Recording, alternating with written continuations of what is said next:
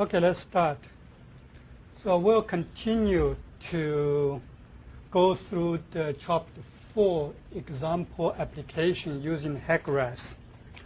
So we did part of the practice on Monday.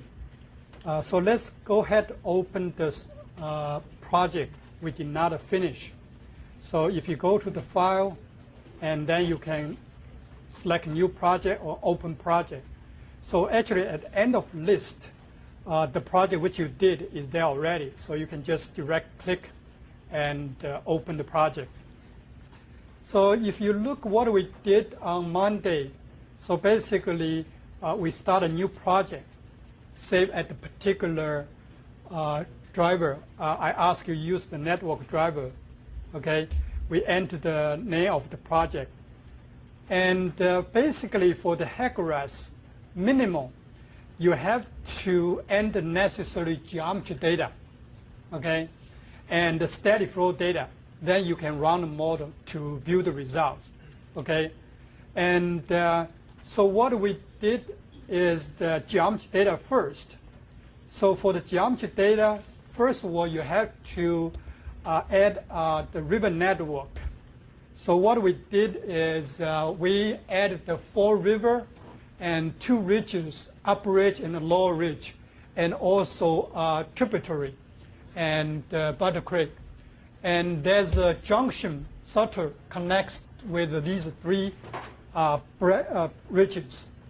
And since it's a schematic, so you can just even click on one point, then click on another point to enter the ridge. But make sure in order to enter the schematic, you double click on the mouse, so they'll pump the window to allow you to enter the river name and the ridge name. So the next thing, you can select the cross-section, and you can add a cross-section data. As we discussed, is you enter the pairs of the station elevation data to outline the channel geometry. You also have to enter the downstream ridge length for the LOB, left overbank area, main channel, and ROB, right overbank area. You also have to enter 3 minutes M value for the friction loss calculation for LOB, channel, ROB. You also have to enter 2 stations to tell the HEC-RAS, okay, and which part is overbank area and which part is main channel, okay. As I mentioned that we have 30 students, okay. Any student not for the class, I would like you to leave. So we have to use all the computers, okay.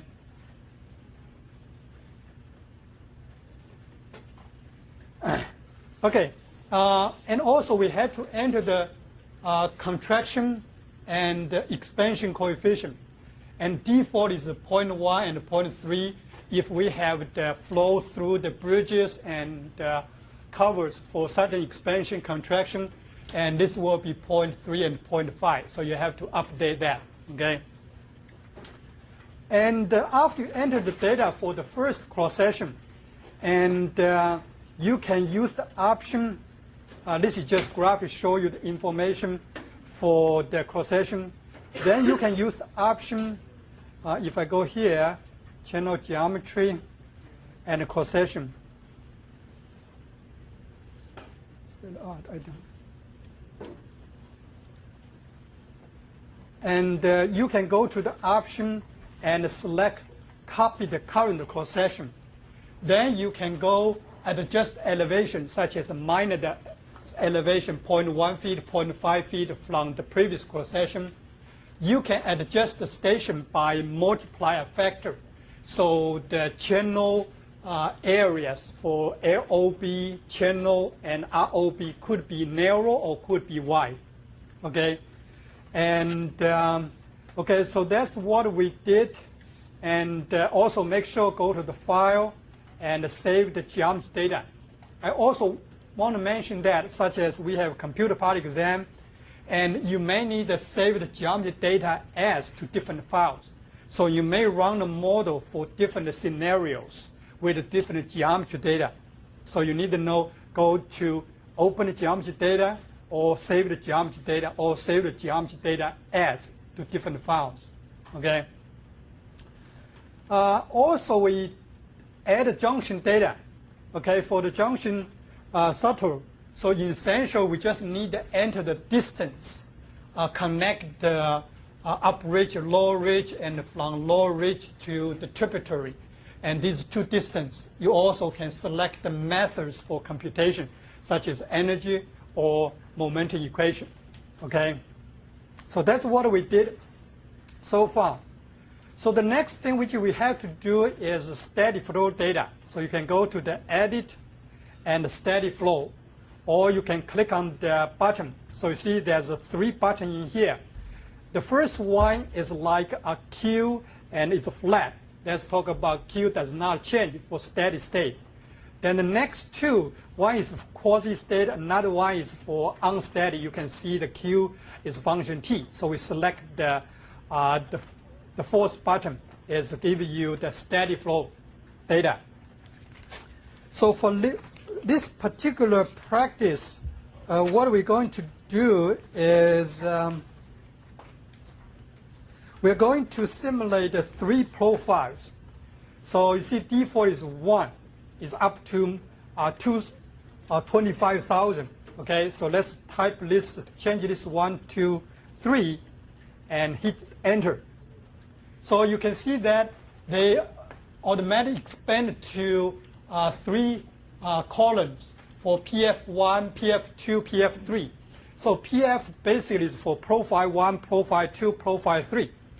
We can give this profile to a little bit more meaning. So we can go to the options. Okay, we can edit profile names. Then you have this small window. So this for profile 1, we can change to that for 10 years. So that is for a 10-year return period flood. For profile 2, you can erase the PF2, change it to 50 year, 50 and YR.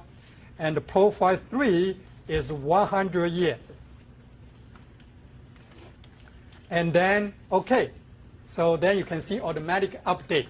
So in the future, the result will show you have profile for 10 year, 50 year, and 100 year. Okay, the next thing is you need to enter the data in here. So you see they automatically somehow requires you enter the flow for 3 locations. One is for Fall River upridge at the river station 10. That is the most upstream cross-section. And also for Fall River lower ridge 9.79. That is also the most upstream cross-section for lower ridge. That's just after Junction. And for tributary Butter Creek and Point 2, that's also for the most upstream cross-section. Actually, for this particular one, we also need to add another cross-section where the flow there's a change. So you can go to the selecting here. See, you have Fall River, upridge, and 10. So we need to select a Fall River, and then select lower ridge. Then select a river station 9.6. Then select add flow change location. So if you do that, so now the table below will have additional line for the Fall River, lower ridge, and 9.6. So now we can enter the data. So basically for the 10 year at cross-section 10, flow rate is 500. And let me see. You can use tab, yeah. The for 500 is the 2,000. And then for 100-year flood is 5,000. 5,000. And then for the downstream, the lower ridge at section 9.79 is become 600 for 10 year, and 2,500 CFS for 50 year, and 6,500 for 100 year. And at the 9.6, which is further downstream, and the flow rate will be 650, and 50 year will be 2,700. For 100 years will become 7,000. And for the tributary, and the flow rate is 100 for 10 years, and 500 for 50 years, and 1,500 for 100 years. If you look at numbers, making sense. You see for the upridge and the tributary add together, 500 plus 100, you get 600. That's after the junction, right? So that's making sense as a continuity equation. But the 9.6, that's after like a 9.79. So basically, if I open the geometry, something's wrong in here.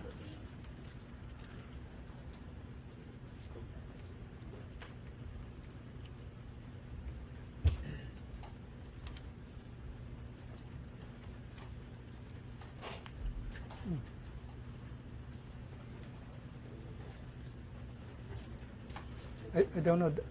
We'll see. Hope it's fine. Because I could not see the cross-section 9.7, 9.6 in here. Something's wrong. Okay, maybe I shouldn't open two windows.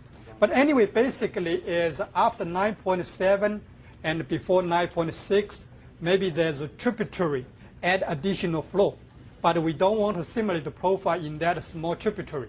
So that's why you have the flow from 600 to 650. You say somehow continuity equation is not satisfied, but that's not the case. It's just some small tributary add additional flow, but we don't want to simulate. Okay, so we can go ahead, apply the data.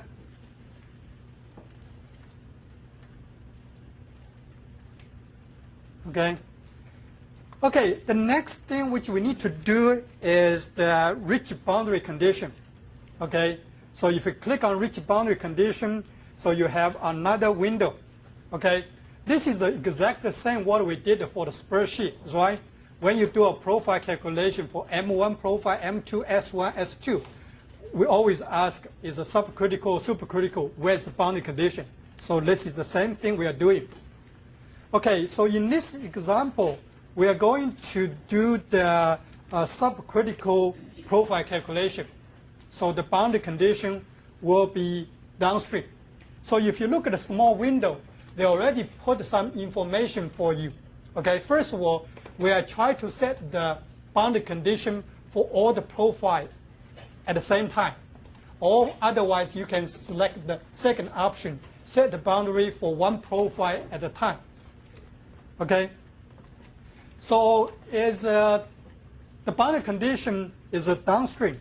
So you have to select the most downstream for your river ridge. So you have like a up ridge, lower ridge, and a tributary. So basically the lowest cross-section at the lower ridge. So basically you see we have the upstream and downstream. So what I need to select is a select list slots, which is indicated for Fall River, lower ridge at the downstream location. Now you can start to pick up the possible boundary condition. You got it? So first of all, you have to select the location first. If somehow you select upstream here, actually you are applying the boundary condition over there. So for us, we have to select the Fall River, lower ridge, select the location downstream. Then on the top in here, and we have 4 possible boundary conditions we can use. The first option is a non-WS, which is a given water surface elevation, or the critical depth, or normal depth, or rating curve. Basically, if we click on the critical depth, okay, so they will show you the critical depth. It will not ask you any information. Why? Because basically, if you know the channel geometry, the HEC-RAS can calculate the critical depth for you. You don't need any additional data. You have the flow rate, you have the geometry. But if I say I want to select the normal depth as my boundary condition, so they pump a window for me, enter the downstream slope for normal depth computation for each lower ridge. In chapter 3, you learned that we use the Mannish equation to calculate the normal depths. In addition to the channel geometry flow rate, you have to have a slope. So that's why they'll ask you slope in here. So if you type a slope and OK, then the HEC-RAS will calculate the normal depths for you. You don't need to enter the normal depths, because especially for those very complex geometry, it's difficult to calculate the normal depths. But the HEC-RAS can do that. And for our example is a given water surface elevation. Let me also just show you what is the rating curve. Okay. They just say, give me volume to override existing boundary condition. That's fine. I'm just trying to do the demo. So they'll pump a window for you and allow you to enter two sets data or a pair of data, the stage and the flow. The stage essentially is a water surface elevation. The flow, the rating curve needs you at least minimum and two pairs of data. Is like one flow rate and what is the corresponding water depth, and another flow rate and what is corresponding water surface elevation. Then if you run the model for the flow rate different from these two given flow rates, and the HEC-RAS will do some interpretation to figure out what will be the corresponding water surface elevation. Okay? In order to do that, you minimum have 2 points.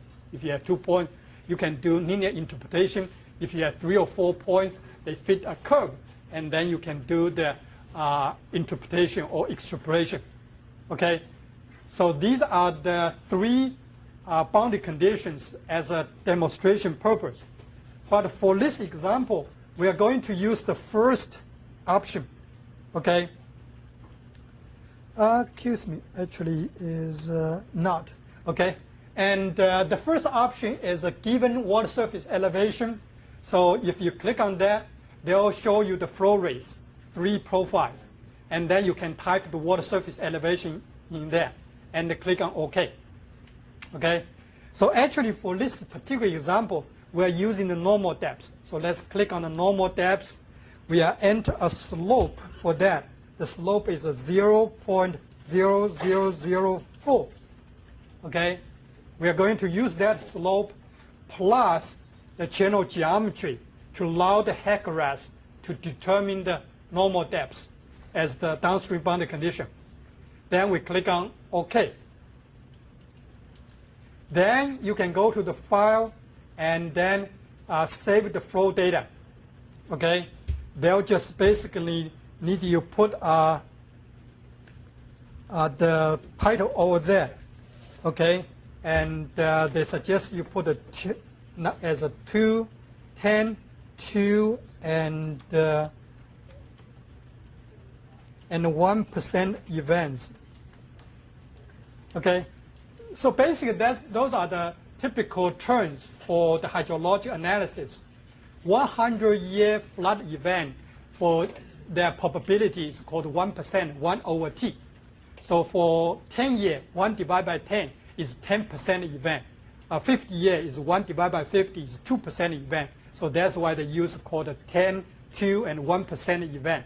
Or you can just write as more specific as, say, 5, 50, and 100-year event flood. Okay? Okay, so you save that, so then you can close. So now we have the flow data. So now we are ready to do the simulation. You see, other option is for the sediment boundary condition and for water quality. Then you have these 4 options to run the model, such as this set. If you put the mouse in there, the tip shows prefer a steady flow simulation. It's just like a person running a flat surface. You're running for the steady flow simulation. And then other 2 is going hill and kind of unsteady or running a sandy area. That's for sediment transport, whatever. It's just like a visual. But we click on the first one, okay? And or you can just go click on Run button and select the steady flow analysis. Okay, so let me click on this one. So you get a window for steady flow analysis. Okay, so basically, right now we have one geometry file and one static flow file. So we can only do one simulation because for each simulation you have to have one geometry file and one static file. But in the future, like you're going to do the two computer projects, you may have a different geometry file, a different static flow file. So such as you have 3 geometry file and 3 static flow file. 3 times 3, you got 9 options, 9 combinations to run the model. You got it? So right now we only have 1 times 1 option. Okay?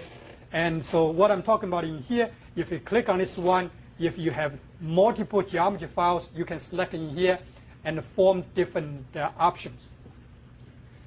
Okay. And also, next thing is the flow regime. So we simulate the profile for subcritical, supercritical, or mixed flow. So that's you have to make a decision. Okay. So for this case is a subcritical, and then you can select compute. Okay, and the model will start run. So take about 0.676 seconds to finish the model run. Okay, actually for D4 they also field information for you called the plan 01 and short ID plan 01. Okay, and if you have a different geometry file, you can select a geometry file, static profile, and you can go to File, and you can go to the Saved Plan or Saved Plan As. Okay, and you can name these different runs as different plans. Okay. Okay, so we've done the simulation. Okay, that's one thing, and I would remind you. Okay, like in the spring, I'm going to teach another class. We are using the HEC-RAS. For that software, if somehow you make some mistake in input data, they may run the program up to 70%. They say something's wrong. The program will not execute. But for HEC-RAS, sometimes you make some mistakes, and then HEC-RAS will still continue run through, but the result could be wrong. Okay.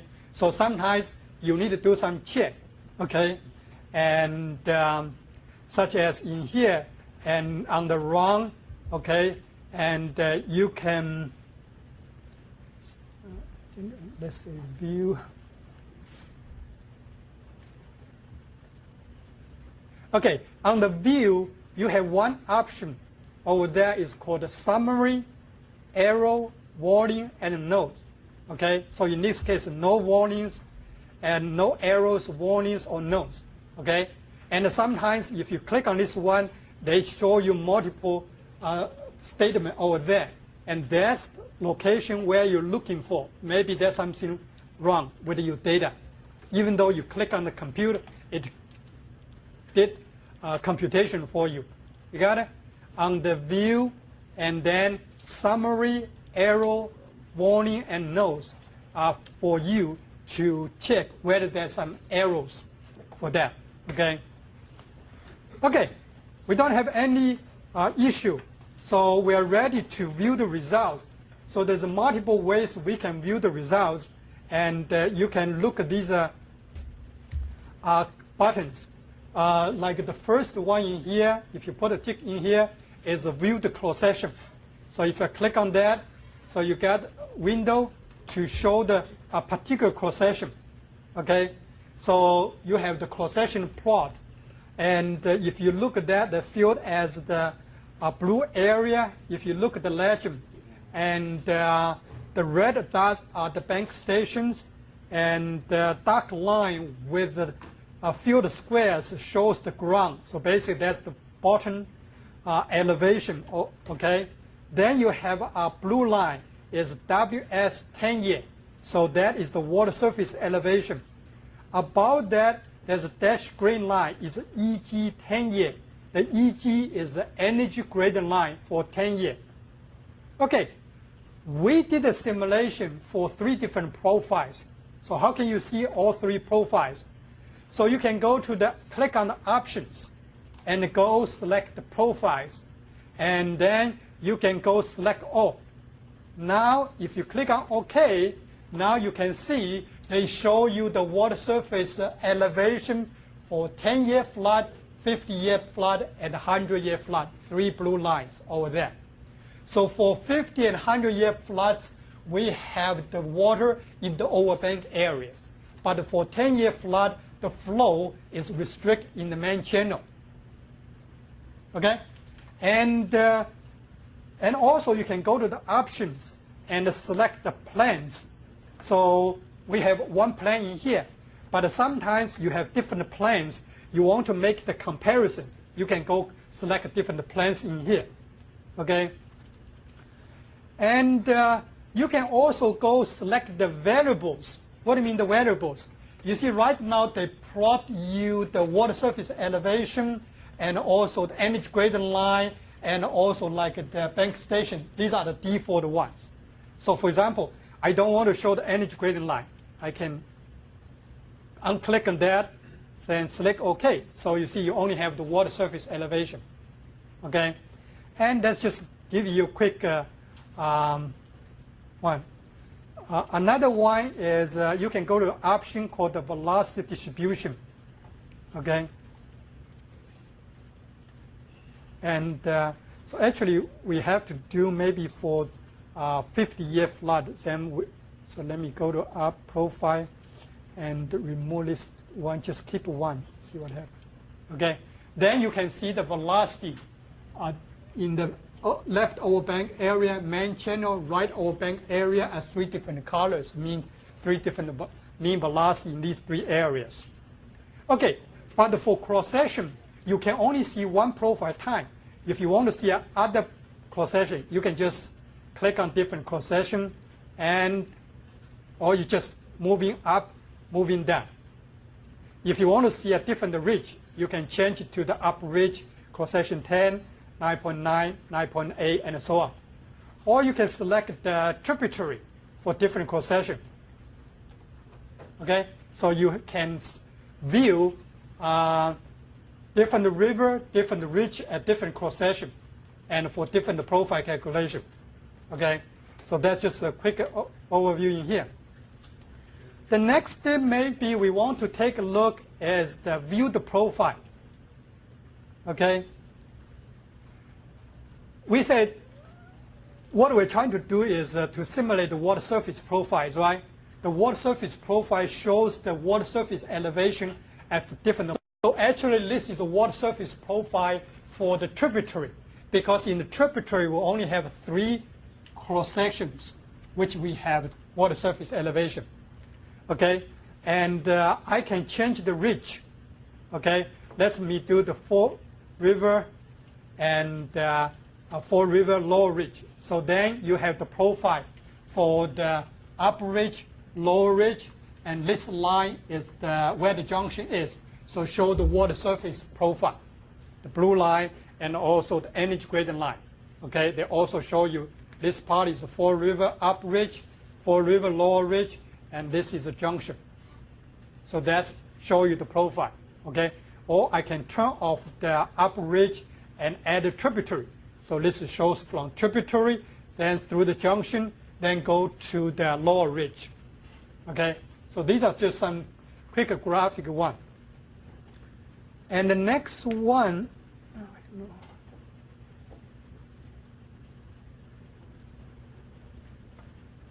This is also general profile plot. Okay, so you show these like the velocity in the channel and the velocity for the left, velocity in the right. Okay, and definitely you can select different parameters in here to plot. Okay, plot the variables. Okay, so you have these different parameters you can plot along the channel. Okay, and actually I do not use this part of graph much, but you can get some idea, such as in this case the velocity changes in the main channel, in the left overbank area, right overbank area for 50-year flood. Okay. Okay, so and then the next one is the rating curve. The rating curve is when we simulate the multiple profiles, so you can see the water surface elevation at different flow rate at different cross-section, okay? And so this, I can change it to the Fall River upridge cross-sections 10, how the water surface elevation change with the different flow rate, okay? So these are just like information, okay? Then the next one is like the XYZ plot, like the 3D perspective view. Oh, that's interesting.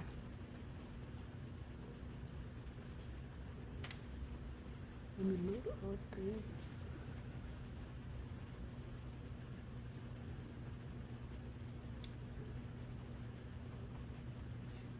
Okay, so this is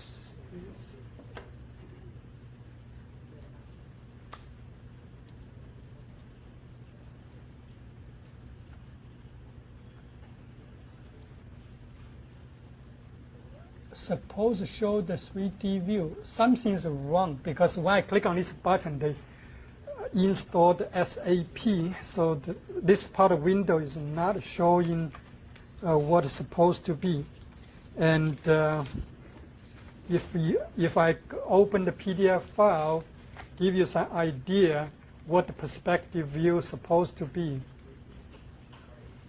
This is what the perspective is supposed to be. They show you three-dimensional overview for upridge, lower ridge, tributary, and which area is flooded.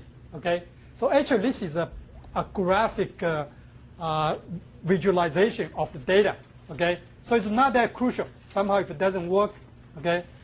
Okay, so let me go to the key part, because for the computer projects and also for the computer part exam, and I'll provide tables for you, ask you specific information. Okay, so for this one, there's two tables. The first table is called the cross-sectional output.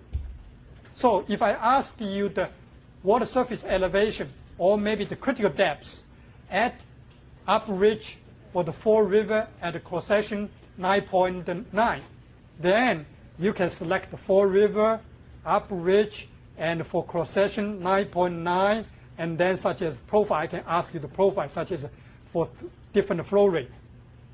Okay? Then you see you have all these numbers after simulation, like energy gradient line, velocity head, water surface elevation, and the Q. Okay? And you also have the data for the left overbank area, for channel, for right overbank area. So for example, if I switch the profile to 10-year, okay, you see I only have the data in the channel because for 10-year flood, the flow is restricted in the main channel. There's no water in the ROB and LOB. But if you change it to 50 or 100-year flood, so you have the numbers for the LOB and ROB, and then such as weighted perimeter, shear stress, stream power, and so on. So basic HEC-RAS calculate so many different other variables, and you may use such as friction loss. Okay. Okay. Actually, this is still typical, not one, and we are getting the data such as for your computer projects and for your exams. We typically use the second table. We use the summary output table. Okay? So for this table, you can see all the cross-sections. So if you go to the options, select the ridges. Okay, so right now only the Fall River, Lower Ridge, Tributary, Butter Creek was selected because that's what I did when I viewed the profile in a previous selection. So they just carry those information. So if you select all, okay, then you can see the river, tributary, Fall River, ridge, Butter Creek, upper ridge, lower ridge, and the river station. Okay, so for all the cross sections, you have all data in here.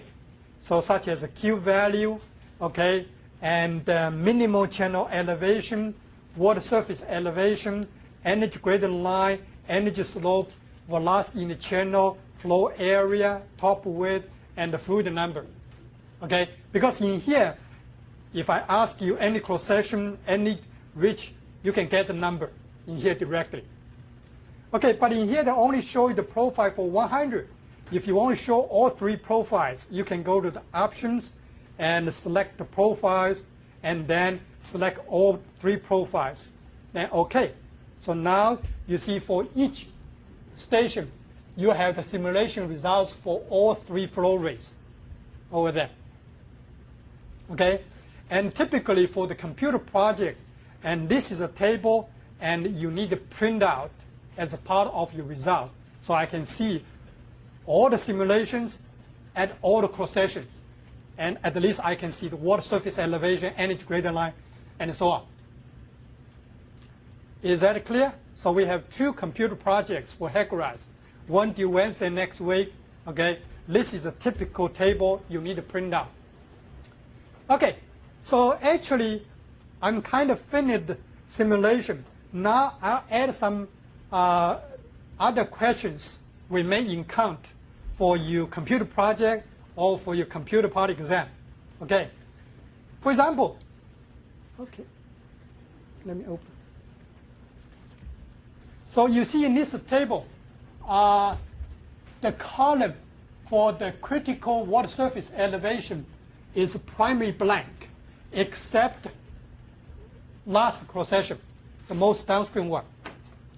Basically, for the D4, the HEC-RAS always calculate the critical depth at boundary. In this case, we are dealing with the subcritical flow. And then boundary conditions downstream. So they calculate the critical depth to check whether the boundary condition you specified indeed is subcritical. That's tricky in here. Okay? So if you look for the 10-year flood, okay, the water surface elevation is 75.1. The critical depth is 70.87. Yes, that's subcritical, right? Because the water depth is higher than the YC, because you are dealing with the same channel.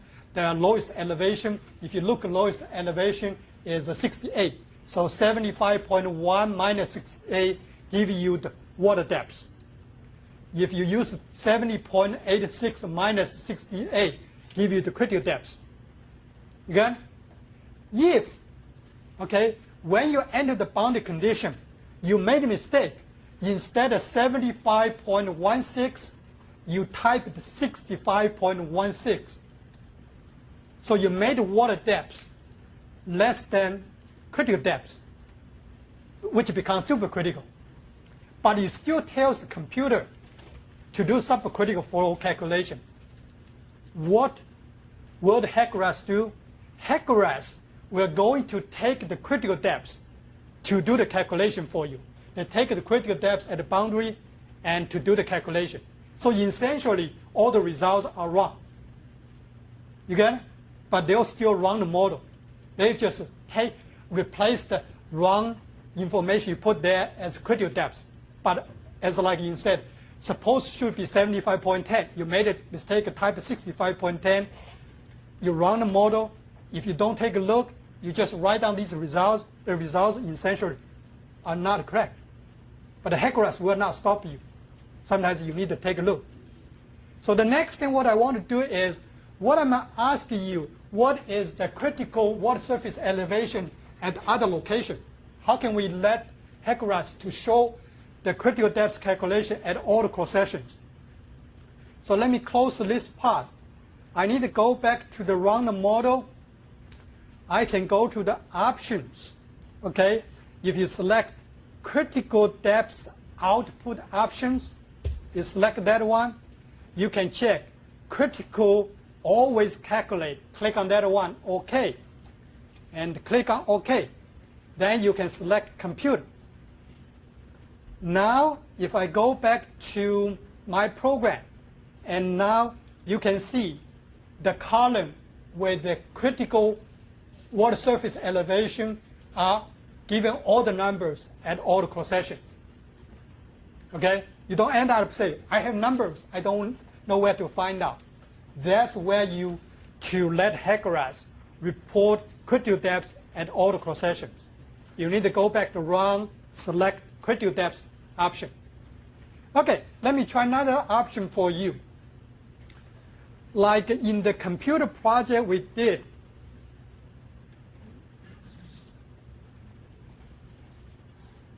we only have one option to calculate the energy slope, which is the average friction slope. We do the SF1 plus SF2 divided by 2. If I ask you to run the model using a different friction slope method, so you have to go to the options on the static flow analysis, friction slope method. You see, these are the options for you. For example, so I'll ask you, use the harmonic mean friction slope method. So you identify harmonic mean friction slope. Okay, then click on compute, rerun the model. Now, if you go back and view the results, you can report these results by the friction slope method is harmonic mean. Okay, so if the computer project or computer exam, I ask you using specific friction method to get the result, that's where you make changes. Is that clear? Okay, next thing which I'm going to demonstrate, another thing which is pretty useful is, what about add a cross-section? Okay, you see, for the up ridge, we have cross-section 10, 9.9, 9.8. And if I click on the cross-section, I want to add a cross-section like 9.85 in the Fall River up ridge. So what you can do is you can go to select the Fall River and up ridge. Okay, so let me select the cross-section 9.9. I want to use this as a base cross-section. Add the new cross-section. So I can go to the cross-section, okay, and copy the current cross-section. And I enter the river station name as 9.85. Then click on OK. Okay. And so I can just make the elevation, just the elevation slightly lower. Let me do a minus 0.2. Then apply the data. So now, after I exit cross-section, when you view the schematics, okay, so you can see I have cross-section 10, 9.9, 9.85, and 9.8. As I told you, because the HEC-RAS using this numerical system to name the cross-sections, you define as a 9.85. HEC-RAS know that that is cross-section between 9.9, 9.8. But there's something you have to change. When I add this cross-section, 9.85, I did not do anything on the ridge length. So actually the ridge length from 9.85 to 9.8 is 450 and 500 and 550. So actually, I add this new cross-section. Actually, I also arbitrarily add about 500 feet of the river. In the reality, you have the cross-section 9.9, 9.8. The distance between them is 500, right? If you add a cross-section between them, the distance will be shortened, right? From 9.9 to 9.85 will be somewhere, let's say, 300. But from 9.85 to 9.8 will be 200. Otherwise, you arbitrarily add 500 feet of the river. Okay? So actually, for example, so in this case, let me enter 200 and 200 and 200 for LOB, for channel, for ROB. Then apply. I did that for the new cross-section 9.8, but I also have to make a change at the cross-section 9.9, not 9.8, because 9.9 is cross-section upstream, because the length is always from current cross-section to the next downstream cross-section. You got it? So this 450 will become 250, because 450 I minus 200 as a distance from 9.85 to 9.8, and then this 500 should become 300, and 550 will become 350. Then apply. So now if you save the data, okay, you did not add extra 500 feet. It's still the same river ridge. You just add a cross-section between them. Is that making sense for the changes I did? Yes. How do you change that? Because I missed it, changing the bottom elevation. How do you change that? That's on the cross-section, and when you go to the option, adjust elevation. That's after you copy from the current cross-section, then you select this option, type like a minus 0.2, whatever. Is that making sense? Okay. So for the new cross-section you add, you have the new downstream channel length. You also have to revise the downstream channel length for the next cross-section further up. Otherwise, you arbitrarily add a river ridge, a section, a distance, which is not in the original river. You can save the geometry and you can run. The HEC-RAS will produce results for you, but the results are not correct. Okay? And so you need to understand these concepts. Okay, let me see anything else.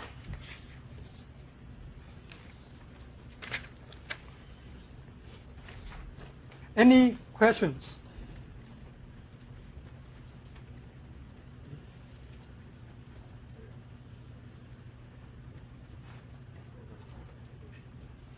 Okay.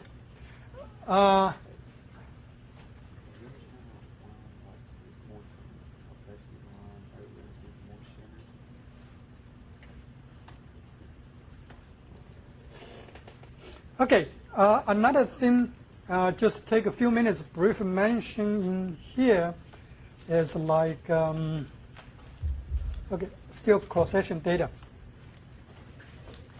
Okay, for the cross-section data, for the first computer project using HEC-RAS, which is due Wednesday next week, I'll give you the cross-section data as the screenshot, like just basically this window. And if you look at the project statement, that's what we have. But the second project for HEC-RAS, we are going to use the HEC-2 format. Okay?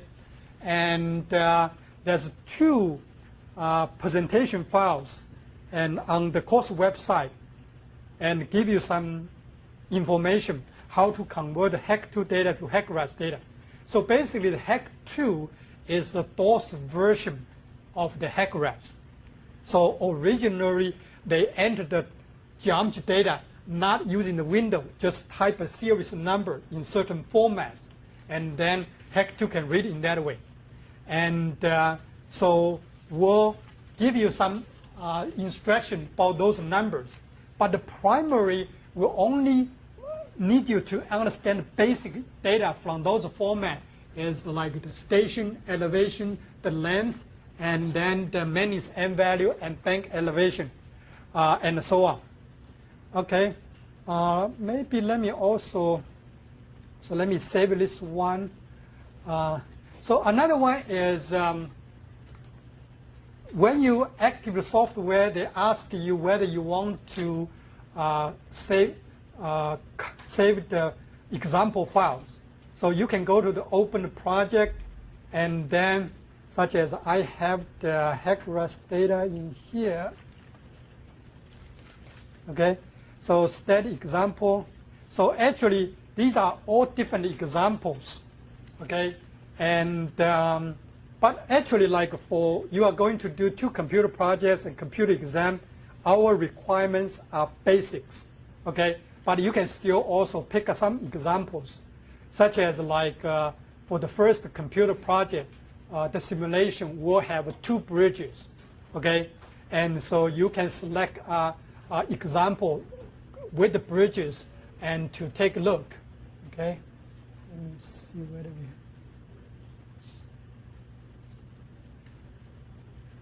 Maybe this example 7.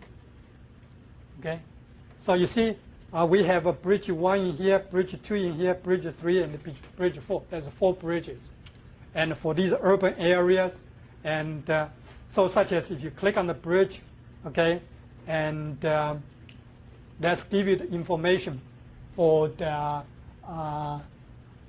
profile. Okay, so you see, you look something odd in here, right? Okay, and this is the up deck of the bridge, but actually the road actually is behind that. This could be some hill area, actually still block the flow passing through. Okay, and this is the lower deck, and we have 2 bridge piers, such as you go to the road deck, that's end information for station, high call, low call, okay, and so on, and also the information you enter the bridge piers, okay. But for the computer projects, these informations are already input for you, but you can take a look, and because for the future real practice, you may dealing with a simulation with bridges, covers, so you have some understanding, okay. But for the computer part exam, will not go that complex, okay. Okay, I think we'll stop in here for today. So we'll meet in the classroom on Friday.